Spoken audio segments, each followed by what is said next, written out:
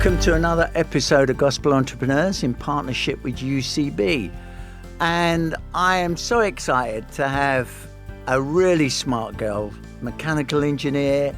I was thrilled to meet Sandra at our London gathering and to hear something of her story of what she's innovating entrepreneurially that will make a big difference to people's health and care and well-being. So just sit back and listen.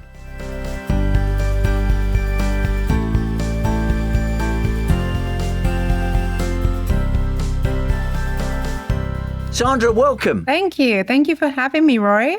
Such a pleasure to be here. It's lovely that you can join us. And I know we were discussing a little bit at the start how to pronounce your surname because you've got N's and M's in there. But it's Nwokeoha is your surname, isn't it? Well, it's Nwokeoha. You've said it. I said it wrong. I knew that was going to be the case, but that's great. Tell us a little bit about you, where you live, and a little bit of your faith story to start off with. That would be amazing. Absolutely. So I'll start by saying I'm a biomedical engineer. I've been a biomedical engineer my whole life, pretty much since undergraduate.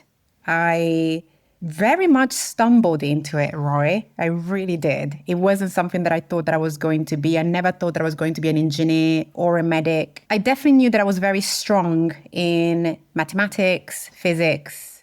I just knew that I was very good at that. But to me, it didn't quite translate as that would then mean that I would go on to be an engineer or a physicist or a mathematician. And so I stumbled on a taster course. These were literally like one-day courses over the summer for, college students, A-level students, to get a taste of the course, right? And I literally stumbled on a poster. So this was at Queen Mary University of London, down my lane, that basically said, taster course for biomedical engineers. And I thought, that combination, biomedical and engineering, it's quite new. I didn't know that biomedical engineering obviously existed for decades and decades before, right? So anyway, I attended the taster course. My sister actually accompanied me because I was a little bit scared. I just didn't know what they were going to ask me to do. But it was brilliant. It was absolutely brilliant. So it was delivered by the lecturers and professors at that university. And they very much talked about how biomedical engineering, simply put, is the whole discipline of applying engineering principles to solve healthcare problems. And I just thought, this is wonderful, absolutely wonderful. And so if you think about it, almost by definition, it's an innovative course. It brings you into innovation at its best because it's about solving problems. And so I started doing it. I really enjoyed it. I went all the way to MEng, which is a Master's of Engineering, did really well at that. And then that was it. I just continued on this path. See, Sandra, that's why they put these taster courses on, because they know there's lots of people like you that are uncertain. So you can understand why they do taster courses. Absolutely. And also because I didn't want to follow the path of my father and my older siblings, which were all into finance and accounting. I just thought, I'm born for something different. I'm sure I am. I can't just be the third child that goes on to do the same thing, finance and accounting. And so that's why I was really looking for something new. But at the same time, I just didn't know what it was. Hence why, the taster course really presented itself to be exactly what I needed. Then I went on to do a PhD as well in biomedical engineering. So I left home. I went to Oxford to do biomedical engineering PhD. And just before I did that, I believe that I had an encounter with the Lord. So at this point, I had finished my master's degree. I was working as a research assistant within a mechatronics lab. So mechatronics simply means mechanics and electronics combined. But I was working in a lab at Imperial College. So stable job, I was very happy. But I knew that I was missing something, Rory. I really knew it. I kind of felt like maybe I matured too quickly. I felt as though I had graduated, I had gotten the grades, I had now got a good job. I was quite happy, or rather stable. And I just thought, what's next in life? What's God calling me to do now? And at the time I wasn't born again, but I was going to church. I wasn't very involved either, to be honest, in my church life at the time, but I was going to church. You know, I came from a Christian family. And then I remember, so I was going to a Baptist church in North London. And I remember this lady who preceded me in baptism. So she had gone onto the baptismal course that you do before you decide to get baptized. And so she had done that. And then it was baptismal Sunday and she was getting baptized and she actually gave a testimony. And her testimony was almost a duplication of mine, even though I hadn't taken that step yet. She just talked about, feeling empty, feeling a void that she just couldn't describe. She couldn't put a finger on. And I just thought, that's exactly how I feel. And then I spoke to her afterwards, and the joy that just radiated from her face was enough to tell me, I want this too. I guess it's coming from God, that joy, but I wanted to. And so I started the journey. I went through baptismal course and then I got baptized. And so this was in 2012. And yeah, I've not looked back ever since. Amazing. And so you're mechanical engineering, you're kind of working in Imperial College, and you've now encountered the Holy Spirit in your life. There's been a change. So what happened? So at this point, as I was working at Imperial College, it was a very difficult year, I must be honest, because you're a fresh graduate. You're just pretty much thrown into the work environment with very little understanding of how to work professionally with people. And at the same time, having to, hit certain milestones, et cetera, et cetera. And so I also struggled with the fact that I was the only female in the lab. Wow. Full of mechanical engineers, as you would, right? So, and on top of it, it was quite a complex mechanical engineering piece of work that we were doing because we were working on robotics as well. So what we were developing in that lab was a neurosurgical probe that could robotically be steered inside the brain by the surgeon. Crazy, right? So it was really quite a challenging topic and quite a challenging innovation that we were bringing to life. And so that in itself led to lots of sleepless nights, struggling with, mathematical problems and, solving it and so on. So it was a very difficult year. And I think for me, I then got to a point again where I was feeling as though this wasn't exactly where God had called me to be in. I knew that biomedical engineering, so, developing technology was the thing that I was called to do. I absolutely knew that. I had 100% conviction about that. But when it came to the thing specifically that I was working on, it just didn't give me a whole lot of satisfaction. And that summer, so this was really wild. That summer, I reconnected with a friend whom I'd done my undergrad with, and he had gone on to do a PhD. And he basically recommended that I do a PhD as well, that I would enjoy it. He basically said that, well, Sandra, what you're doing, it's already research, right? What you're doing at Imperial College, even though it's a job, it's research, right? And it's what you would be doing in a PhD. But at least in a PhD, you would be able to choose the topic, right? It would be something that would resonate with you. And so I thought to myself, might as well try, nothing to lose. And so I applied for a biomedical engineering, a PhD, for the scholarship to go alongside it. And I get it. Great. I get interviewed, obviously, and I get it. And so there I go, leave home for the first time, embark on this PhD, which has been one of the best things that I've done for myself. Needless to say that during that time, you were looking at how you see people's lives change, and the research that you do, how does it make a difference in people's lives? That was what God was dropping into your heart rather than this. Yeah. I knew that I wanted to, as I said, be involved in transformation, in change, and that came with innovation. I knew that I could at least use my skills and all of the experience that I had gathered throughout my academic career to actually change the world and change healthcare through technology. And I think what the PhD did actually is that it equipped me with a sense of deep belief in my capabilities. It enabled me to dream of not just sort of like for lack of a better word, the soft problems, but the hard problems. I wanted to be able to be in a position where I could solve infrastructural healthcare problems.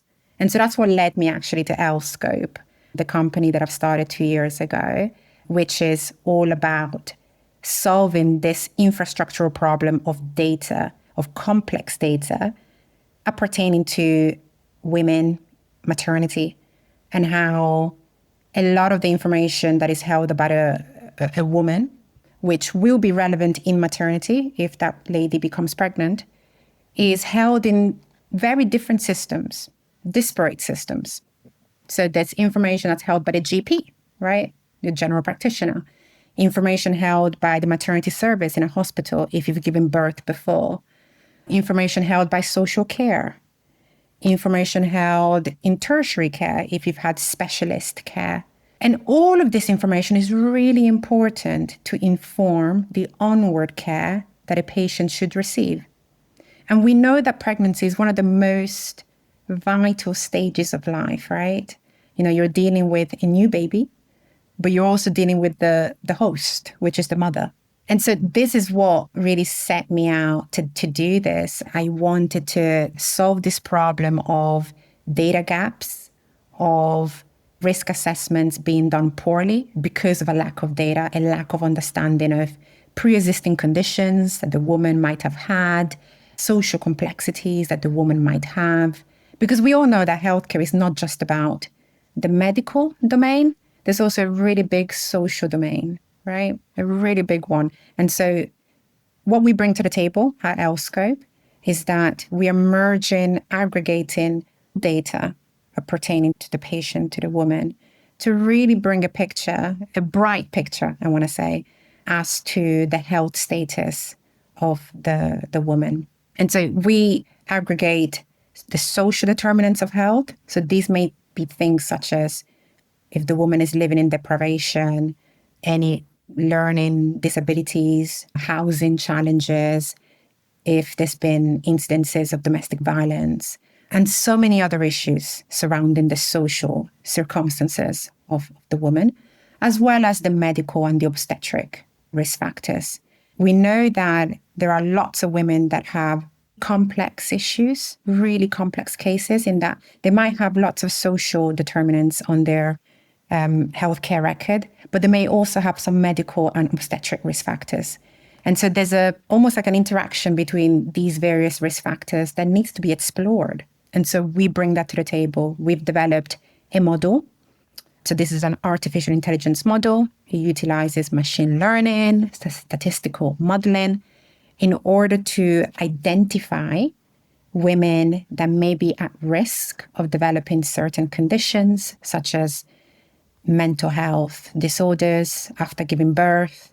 Ideation of suicide is a really big one. Unfortunately, it is one of the leading causes of maternal deaths in the UK in the first 12 months after giving birth.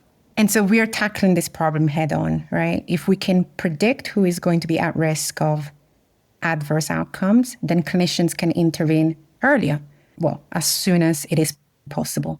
And then we go on to actually then recommend the most appropriate care pathway that the patient, the woman, should be placed under. So that's, in a nutshell, what we do at Ellescope, what we're building. And it's been amazing, Sandra, because you recognised, particularly in the most deprived or poorer areas of society, that was where your real passion was. And it's almost like God dropped that into your heart. And with all this ability that you have over here, it's like, no, I'm concerned for the poor. I'm concerned for the vulnerable. And your expertise can do that. And this vehicle that you've put together enables you to deliver that, doesn't it, really? Yeah, no, that's a really good way of looking at it, actually. Absolutely. In that we're building a vehicle, as you say, that can generate good effectively, that can allow people to flourish in their health. Those that, may have been born or maybe living in some kind of social or medical disadvantage based on their histories. We can hopefully restore them back to good health. I think that excites me a whole lot. And because really, I know it's been going for 2 years, but you were working in the National Health Service and you were in a particular department within the National Health Service. But God has really done something this year that has called you to really focus on what you're now focusing on. Just give us a bit of that story, Sandra, so people can know how you've got to where you are now. So, as you know, entrepreneurship is a journey that requires cash. And so, simply put, right, it requires cash. It's not something that it's easy to do without any resources, financial resources. And so whilst I've been working within the National Health Service, the NHS, I've been working as a medtech manager. So medtech stands for medical technology. It's short for medical technology. I was working part-time so that I would have time to work on my startup. So that was always the arrangement, that I would be able to have time set aside to work on this innovation. And I knew that in the beginning, I would need to, fund myself in order to, sustain myself, pay for my overheads, my living, my mortgage, and so on. But a time came this year where I had a strong sense from the Lord. He essentially said to me that it's time to go all in and not to hold back, because I could have very easily just carried on this way, right? So kind of held on one hand this job that gave me security, and then continued having and running Ellescope on the side without really driving it to its full potential. And so last year, I did take the difficult decision of stepping down from my role, knowing that God would just look after me. He's looked after me my whole life. He will continue to do it now. He won't fail me. And so I decided to take that step of faith. And so far, so good. I mean, we're only 22 days in. So I can't quite tell you how it's going to go in the end. But yeah, I just have this peace within me that I'll be okay, irrespective of, not having other securities, financial securities. Yeah. But the entrepreneur and anyone listening to this will kind of think, can I hold this job and still do this on the side? There's got to come a point where the piece you're doing on the side is going to take more and more of your thinking time, more and more of your engagement time. And you have to, at some point, launch and say, I'm either going to do it now or I've just got to almost let it go, because it demands the completeness of you, your thinking time and your physical time, which is what you've now done. Now, it's got an element of risk, but you've already been going for 2 years. You've secured some funding to get you to this point. And I think what God is doing within you, and people may be listening to this thinking, well, you could see what you've done up to this point, but I think there's a number of strands here. God is concerned for these women that you're working with, his passion for the poor, his passion for these people in social deprived situations, and your ability to put something together that enables that to flourish. But you could see why this is so God, and God is all over it with the actual outcome as what could be happen and could be for thousands of women here in the UK. Absolutely. All women require a holistic psychosocial approach to risk assessment, right? All women are susceptible to poor mental health after giving birth. All women may be challenged by one or two pre-pregnancy risk factors that puts them on a high risk category in their pregnancy. So I completely agree with you. I think this is something that it's needed, and it's needed now. And I could be, in terms of my thought process as to why I needed to step down, very much it came down to the point where I was like, well, I could become the limiting factor to this company becoming what God wants it to be if I don't fully commit to it. And I think commitment is a big part of how we honor whatever God has placed in our hearts. And so, yeah, I had to do it. And I'm very happy that I've done so. And the entrepreneur in you is risk is the framework that we live in. And you've never been risk averse, even when you kind of took the teaser course. You obviously needed your sister there because you were a little bit nervous or whatever. But now you've got a team around you in this space that have come around the idea and the cause that you never would have dreamed of because you thought you were the only person thinking this way. And God has enabled you to realize that, there's other people that are seeing this in the same way I am, which shapes the idea and framework. So, yeah, you're giving a lead to it, but actually we're in this together. That's right. Which has been really strong, hasn't it? How's that happened? That was, again, honestly, God-induced. So I've been operating for about a year on my own, but God has always ensured that he provided me with the finances, rather the resources to, have people around me that could advise me, that I could consult with, that could sort of take on some bits of the work, because it's impossible for you to do it all by yourself. So as an example, when I had just put together a prototype of this risk screening tool, I had a wonderful GP by the name of Dr. Neha, who was incredibly supportive in terms of putting together the intervention that would accompany the tool. So what do I mean by that? The tool does risk management of, maternal health complications and is able to flag up women at risk. But once that's done, what's next? What should be next is the intervention. So how the clinician now reacts. And in order for us to really develop a really good, if you like, business case as to the need for this risk screening tool, we needed to have an appreciation of what would happen, what it would trigger in the clinician. And so this wonderful GP really took the lead in terms of rallying up together some group clinics. So these were held within GP practices, where we invited the women that we had identified to be at risk. And they were invited into these group clinics where they received all kinds of support. They received support in terms of peer-to-peer support because they would meet other women. But more importantly, they would receive support from the clinicians that were there holding those sessions.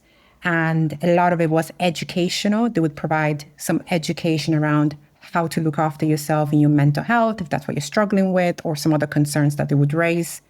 And we had a very multidisciplinary approach to this. So we had mental health practitioners attend the group clinics, health and well-being coaches, nurses, GPs, of course, social prescribers. It was an incredible intervention. And so that's something that I believe that God very much was in the middle and in the center of, because this wasn't something that I kind of, planned ahead of time or had the finances to pay for. It just happened. And then when it came to starting the company and recruiting the team, as you say, these were people that were not so interested in me as a person, but actually interested in the problem. And that's the most important thing, right? Because you have lots of startups where, the second person that joins the team or the third person that joins the team are joining the team because of the founder, because they like the founder. I didn't want that for me. I wanted them to just fall in love with the problem, or at least see the impact that we could generate together. And it was also important for me to ensure that I was bringing people that were really smart, really capable, so that I wouldn't be the only person to drive decisions. So that you wouldn't be the only person that was smart. That's right. That's right. Yeah, it's been an incredible journey. And also, very early on, I defined the vision as one whereby it would be at scale, right? So if we think about a lot of the technologies that are being applied in healthcare, they're applied in silos, right? And then other postcodes and geographies don't have access to that same intervention or service or good, even though the patient demographic may be eligible for it. I think I recognized very early on that what I wanted to do was going to be at scale so that I wouldn't exacerbate inequity. And because of that, I knew that it was important to recruit a team as soon as possible because, if you're gonna scale, if you want to scale, you cannot do it alone. It is not possible. And just as we come into land, I mean, it's amazing the way God's led you on this journey. I know we've just connected recently, but I love it. And I love your dream of the North Star. Yeah. That you just want to see this in every space and place because it has the ability to do that. I think the beauty of technology is that it's highly scalable. And so we can do this. I think the vision for me is also that I want to be able in some shape or form, and these are still ideas at this stage, to ensure that everything that we do brings light to the world. I want what we do to be redemptive. I want what we do to significantly restore people back to good health. So, not something that ends at pregnancy or once you've given birth rather, but actually something that continues on, into the next pregnancy that you're going to have, into the first 3 years of the child's life and so on. And so effectively, I guess I'm saying is that I'm really looking forward to building some kind of ecosystem where we have health promotion at its best within a network, within, if you like, an infrastructure. And so it's not just limited to, as you say, a geography. It's not just limited to pregnancy, but actually it goes beyond that. That is the dream. And it's a great dream.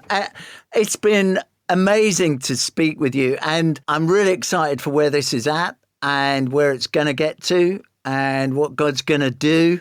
And just people have been listening to this.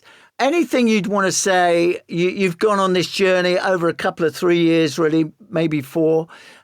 You'd want to say as we conclude to those that are listening? It's your moment. Yeah, I think in terms of what I would say to them, fellow entrepreneurs perhaps, fellow gospel entrepreneurs, I would say to not rush ahead, to recognize the season that you're in. I think entrepreneurship can be so glamorized in a way. It's quite, it's something that, in some ways is being left to the elites or to the courageous, to the brave, to the wealthy. I think there's definitely those connotations there. But I think it's important to recognize that if you have identified a problem and you believe within yourself you have the skills to actually solve that problem in some way, that you should go ahead and do it. You should develop within you a conviction that that is something that you can do, but not rush ahead of time. I think we can do things sometimes prematurely and then the business fails or the innovation fails when actually it had legs. It's just that the strategy wasn't quite right. The timing wasn't quite right. So I think it's really important not to rush ahead, to allow God to lead you every step of the way. So yeah, to recognize the season that you're in, because, it might very well be that you have this idea in mind today, but it won't come to life until 5 years from now because there is work that needs to be done in between, within you or through you, before you can actually go ahead and do that very thing. And so, yeah, I would say that because I think, as I mentioned, at the beginning of this podcast, as a biomedical engineer, which is what I've been doing my whole life, I've always pondered whether I should be an innovator, whether I should start a business. It's always been at the back of my mind.